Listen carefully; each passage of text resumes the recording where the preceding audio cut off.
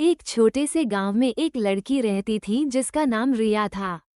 रिया हमेशा से जिज्ञासु और साहसी थी। वो अपने गांव के पास के घने जंगल में जाना पसंद करती थी, जहां उसे अद्भुत जीव जंतु और रंग बिरंगे फूल मिलते थे।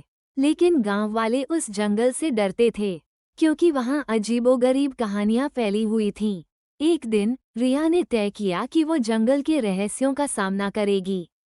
उसने अपने साथ एक छोटी सी झोली में कुछ खाने पीने की चीजें और एक चमकदार पत्थर रखा।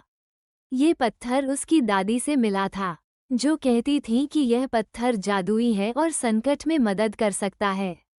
जंगल में प्रवेश करते ही रिया ने महसूस किया कि हवा में एक अजीब सी गंध थी। घने पेड़ों के बीच उसने एक सुनहरी रोशनी देखी। उत्सुकता से आगे बढ़ते हुए वो एक छोटे से तालाब के पास पहुंची। तालाब के किनारे एक सुंदर नीली परी बैठी थी।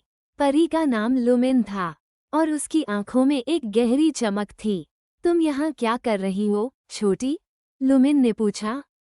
मैं जंगल के रहस्यों की खोज में आई हूँ, रिया ने साहस से कहा।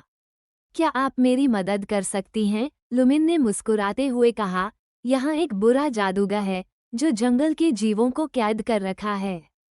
तुम्हारे साहस की जरूरत है। अगर तुम उसे हराने में सफल हो गई तो मैं तुम्हें एक अनमोल उपहार दूंगी। रिया ने अपनी हिम्मत जुटाई और लुमिन के साथ जादूगर के किले की ओर बढ़ी। किले में घुसते ही उसे जादूगर का सामना करना पड़ा। जादूगर ने उसे डराने की कोशिश की, लेकिन रिया ने अपने दादी का जादुई पत्थर निकाला। पत्थर ने एक उज्ज्वल प्रकाश फैलाया और जादूगर की शक्तियां कमजोर होने लगीं। तुमने मुझे हराया, जादूगर चिल्लाया और गायब हो गया।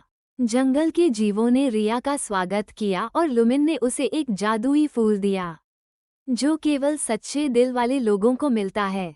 रिया ने उस फूल को अपने गांव लौटने के बाद सबको दिखाया। गांव के लोग अब जंगल से डरते नहीं थे, बल्कि उसकी सुंदरता का आनंद लेने लगे। रिया ने साबित कर दिया कि साहस और सच्चाई से हर बाधा को पार किया जा सकता है।